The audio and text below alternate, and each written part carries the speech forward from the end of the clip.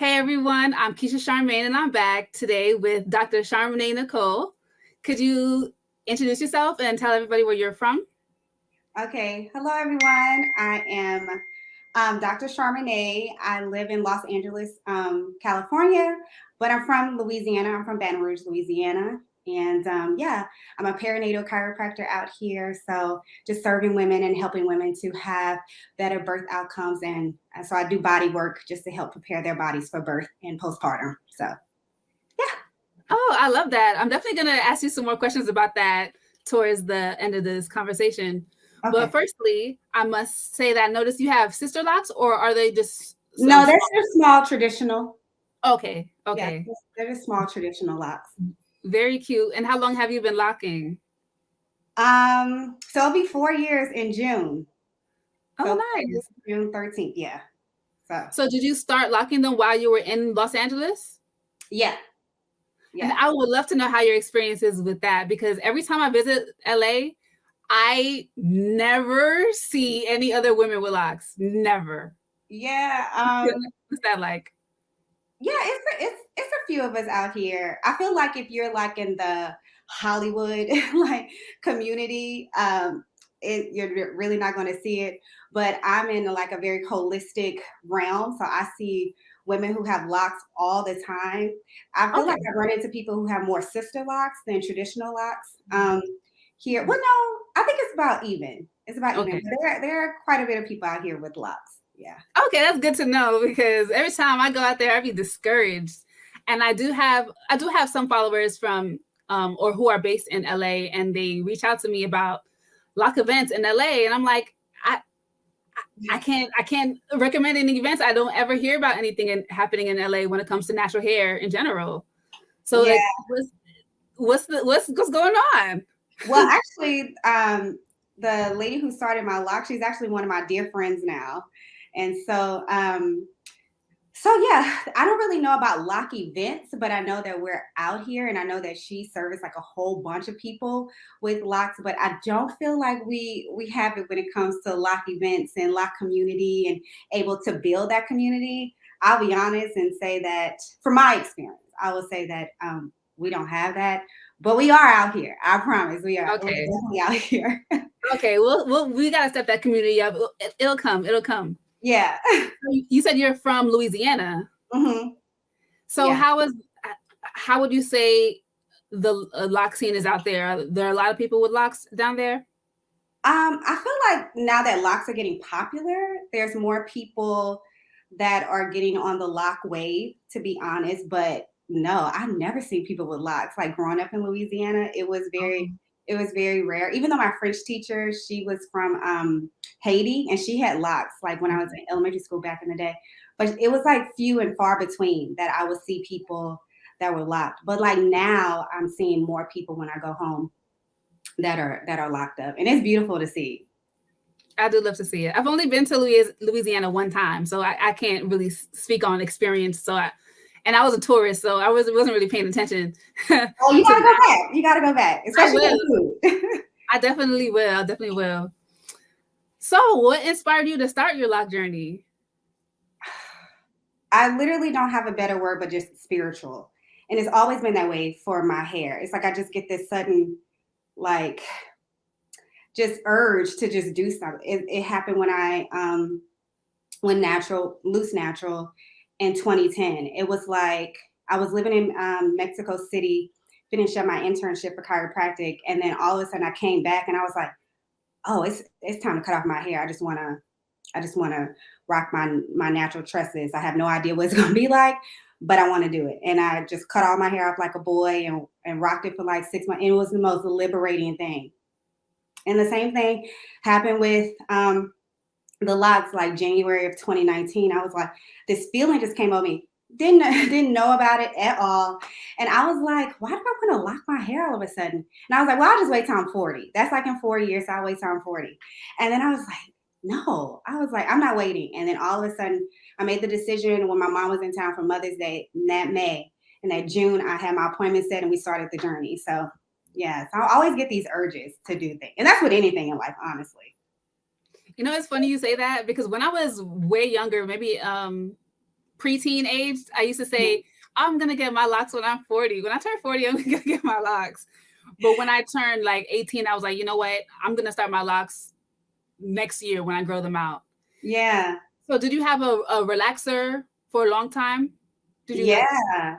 How was and that? I got a relaxer early. And I even asked my mom, why did she give me a relaxer? Like, because I think I was like 5 going on 6.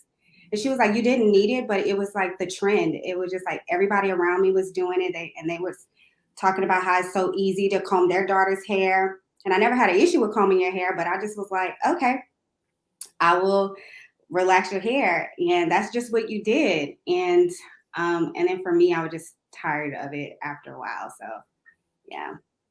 Yeah, I think that was pretty much the same for me as well. My mom, I think it was just the thing to do, you know? Yeah, it was just a thing to do. 100%. Yeah. 100%. And I'm so glad that I stopped, because it was like this spiritual awakening started to happen. Like it just kept diving deeper and deeper. So that's why I know it's not just like your book is not just about hair, you know, it's much more than that. Like so much more than that. It's your body responding to you elevating and evolving. And it's just so beautiful. Okay. So I'm glad that you're speaking on the spirituality aspects. So how do you feel about cutting hair? Because I know I got a lot of pushback when I was in the ideation phase about cutting my locks. Yeah. And a lot of people were telling me, no, you're not supposed to cut your hair. It's basically, it's like holds on to your identity. So when you cut your hair, you're like losing your strength and things like that. Like, how do you feel about that school of thought? Yeah, I don't really agree with it, because it's like you shed things along the way on your journey. And I view hair the same exact way. So many people are liberated when they cut their hair out, because you're getting rid of like experience that you had that was tied to, you know, those strands during that time of growth. And so I think that when you cut off those strands, you're letting go of things that no longer serve you. So I don't really agree with that. Unless you're just trying to stay the same for the rest of your life, and okay, kudos to you. But I just think that life is all about changing, and you're constantly moving and evolving, and you have to be able to just flow. Well, that's what I'm learning. I can't put that on anyone else, but I'm learning to just flow through life, and life has become more peaceful that way. So I agree with you completely. I agree. yeah. So how do you tend to wear your hair? Right now, it looks like you have it up like in a half up, half down style. Yeah. How do you wear it like on a regular basis? So I mainly wear it down, but when I need a retwist, I just push it back and like, you know, do the half up, half down when I need a retwist. But yeah, sometimes I do the flexi rod curls. I love that. Like if I'm trying to get jazzed up and extra cute, I'll do that just to switch things. Sometimes I do a braid out, or sometimes I just wear it straight, and then I'm always switching my parts. And then as my hair has gotten longer, I love putting a side ponytail with a bucket hat on. Like, but honestly, I used to explore so much more with my hair when it was loose, and I just knew I would do that with locks. But literally, locks have made me lazy with my hair. Like I don't explore like I used to, and I want to get to that, because I noticed I am getting a little bored with the same old styles. So yeah. Okay, well, I have to warn you, don't wait too long before you start playing around with it, because once your hair gets really long, you're definitely not going to want to play around with it anymore, because it's going to be too much. It's going to be a hassle. Yeah. Well, maybe you can project that onto you. That's my experience, because I used to love playing around with it so much when it was a lot shorter, like in this area. Yeah. But once it got past my waist, I was just like, okay, down it is. Down. Yeah. I get that, because my friend, I was complaining about like as it was growing, like when it hit here, and I was like, oh my gosh, because I maintain my own locks, even though I had a loctician to start my locks. I've been maintaining them ever since I hit 6 months. And I'm like, man, it just seems like it's taking longer. So I go longer between retwists, but then I can't do that because my hair is fine. So I have to really stay up on my maintenance. And I just feel like I'm just lazy. But I'm trying to do better. But I don't feel like it's a projection. I think it's true. Like the longer it gets, I can only like people out here, they have locks down to their butt, especially the men. I can only imagine to pull that stuff up and try to do styles with that. No, so I will take that in mind to, start exploring now while I have the luxury Yeah. of having it shorter. So yeah. Yeah. Is to me, it was a lot more fun when my hair was like in the middle length area. Yeah. So yeah, definitely get on that. Play with it. Yeah. So how do you maintain it? What's your like routine? Do you have a routine? Yes, I do have a routine. Even though I'm not really like married to it, so you know how some people like every 4 weeks, like it doesn't have to be every. So it's just 4 to 6 weeks. Sometimes I have gone 8 weeks if I have, because sometimes I get them interlocked. I don't always palm roll, but yeah. So every 4 to 6 weeks, I will do a retwist, and then that's also when I'll shampoo it, and then throughout the week it's just water and your the conditioner spray. I just use that, but and then I oil probably. I don't feel like I need to oil that much. I think I oil like maybe every 2 weeks, but Okay. water and the spray does me justice. And even in this, dry, dry like climate out here, it works fine. But when I go home to Louisiana, I don't. It's even less than that. So You yeah, you say you oil it less when you're in Louisiana? yeah, because of the humidity. So Mm. it's like my hair is like, oh my gosh, where are we? This is beautiful. I love this, and it just cooperates and looks luscious, and I'm like excited. But yeah, so I shampoo like about once a month, or a month and a half. Same thing for the retwist, and then I just will maintain my moisture. Like I spray every day, and then like as far as like oil, it's like once a week or every 2 weeks. So it's really not much at all. Okay. So you're referring to the rose water moisturizer? Yes, yes, that. Thank you. Yes, I do have it right here. Yeah, I was planning on having your products right here because your products are the only products that I use, and I've been using your products since I've been 6 months natural. Oh So wow. that's it. That's the only thing I use. There's nothing else that I need to use. Nice. I'm so happy to hear that. Okay, I Yeah. was about to ask you which products you use. So okay, so you use the rose water moisturizer and the horsetail leaf growth oil? Mhm. Yeah, the only Okay. two products, and then I use the gel. I use that as an edge control. So Okay. I know people palm roll. I palm roll with the some kind of lock butter. I can't think. But yeah, Okay. I use something else to do my retwist, but everything else for maintenance is just your product. So, Oh, nice. I'm glad you like them. oh my gosh, I love them. Like when you came out with the rose water conditioner spray, I was like, what? Like my hair was it just loved it so much. Especially in humidity, climates with humidity, it just attracts moisture even more. So that's Yeah. why when I'm home, I don't do anything really, but Oh, just good. spray it lightly when I wake up. Okay, good. I probably use it maybe every 2 days, and I find that I'm good with every 2 days. Yeah, same, because I spray it with water like every day, but Oh, the spray same. I use it like nice, every 2 or 3 days. nice, Yeah. nice. Okay. Okay, so do you feel like people treated you differently when your hair was relaxed versus when your hair was loose natural versus now that you're locked? Did you feel like you get any different treatment from people or from men, for instance? Men. Men. Yeah. I Yeah.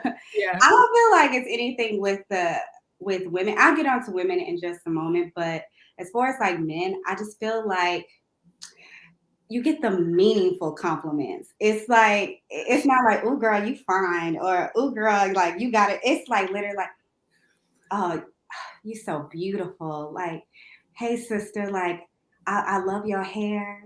Like I like your style. Like you rocking it. You doing the damn thing."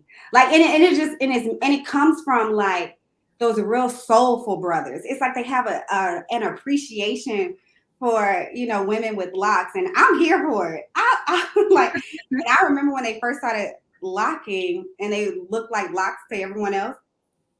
I remember being like, so I was like, "You talking to me?" Like it was just, it just felt like it's just like a breath of fresh air to be complimented by Black men in that way. And so, yeah, when it's not like I'm just trying to holler, it's just literally I just want to compliment you and keep it moving, and that's Yes. it. And I love that. I really do. Yeah, I So appreciate that too. I same exact experience. Same yeah. exact experience. Yeah. Yeah, and it's beautiful. And I feel like with the women, the only thing is that there's so many people that want to lock their hair, but they won't do it because they're scared. And I'm like, what are you scared of? Like, and it's just that I hate that it's known for this, the ugly phase, but I'm just like, it's the phase that you must go through for your hair to lock. So I'm like, I don't view it as ugly. I just view it as like it's just I, it's just an awkward phase, but I don't think that it's ugly. I think it's just your perception of it. But that literally stops people from doing what they want to do. But I look at that in life, like you will literally allow a fear to prevent you from doing something that you really want to do. Whatever it is, it's like people have their own little hangups, and I've had my hangups. So I'm not just trying to put it on other people because I've had my own. But it's just an amazing thing to witness. It's like, wow. And it's such a short amount of time. And you never have to go back. You Right. never have to go back. Once you're done, you're done. So, Right. so It's like with anything in life, like you have to go through the ugly phase to get whatever it is your goal is, you know? Yeah, and you do it through anything. You know, it's like if you're starting a business, you're gonna go through that trial period of where you're trying to figure it all out, figuring out what works for you, what doesn't work. And the same way if you even starting a job, it's like you trying to figure out your new role. It's not gonna be just automatically just easy. I don't know. But that's what I feel like I get from women. It's like there's so many women that want to start, or there's so many women that look at you as, oh my gosh, you're so bold to do this. And I'm like, really? Yeah. Like, that's crazy to me because it's like I have the, you know, I maintain my locks and there's maintenance. But what's the I don't know why I can't think of the locks where you just let your hair do it freeform. Yeah. So it's just like I can only imagine what people must think of the freeform women who have locks. It's like, or men. It's like you must think that they are really bold because you know it's no like making it look pretty and presentable. So Exactly. Yeah. but yeah. Yes, I think that that's a big part of the reason why I do what I do on social media to be that representation, because sometimes people just need to see other people doing it. Yeah. Like, oh, she must have went through the ugly phase, so I can do it too, you know? Yeah. So Yeah.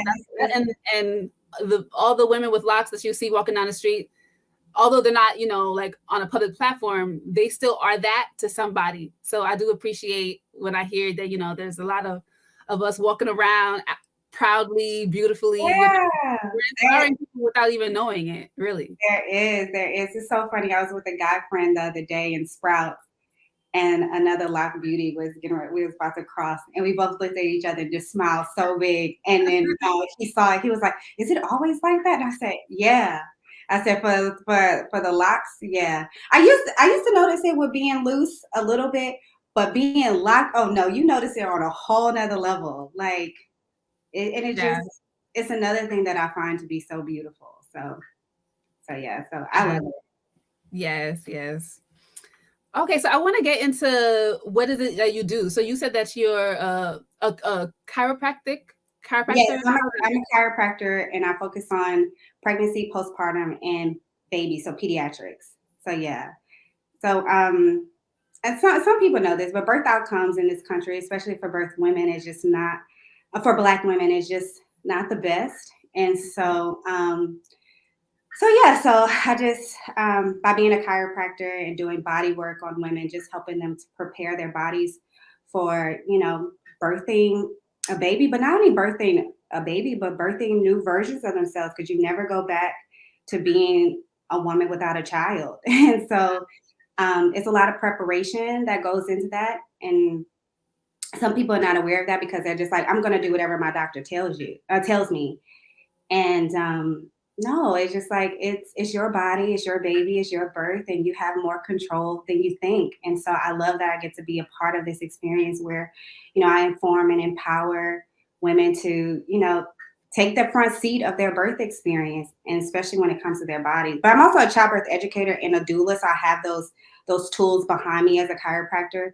And so I just lumped everything together, and I'm able to just to serve the community in the way that I do. And I love it because 90% of my practice is home birth or birth center births. And I love that more women are learning about other methods to give birth. And it's not just a hospital. It's not being on your back in a bed, somebody screaming at you to push. No, it could be a sacred and beautiful experience with your partner or whoever you want in the room, and people who's actually there for you, and people who are there for you, but also know what it really means to give birth. Because we treat birth like it's a disease, and birth is just a natural thing that women do. But we made it such a scare tactic, or we made it like, oh, I don't want to feel pain. But it's like, you feel pain in life, but you give birth to beautiful things. And so I love being in this space. And I was divinely led here, because if you would have told me I would have been doing this, I would have been like, what? No way. But I was about to ask you, how did you get into that line of work? it's just one thing after another. The whole thing started with me trying to run from home after college, because I was a biology major. I went to Grambling State University, HBCU, and after college, I was just like, oh, well, I don't want to go to medical school.